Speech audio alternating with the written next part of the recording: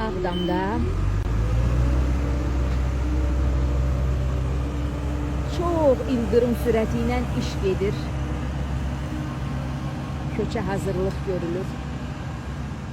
Axşam saat 6 radələridir. Günəş batır, gözəlliyə baxın.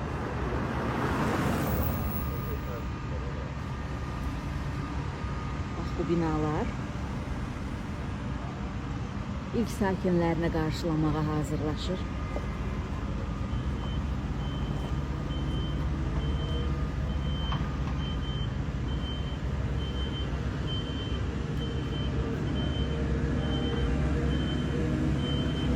Bütün binaların əvvəlki videolarda dediyim kimi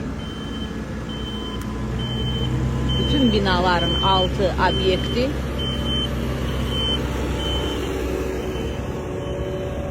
üstü yaşayış hissələridir.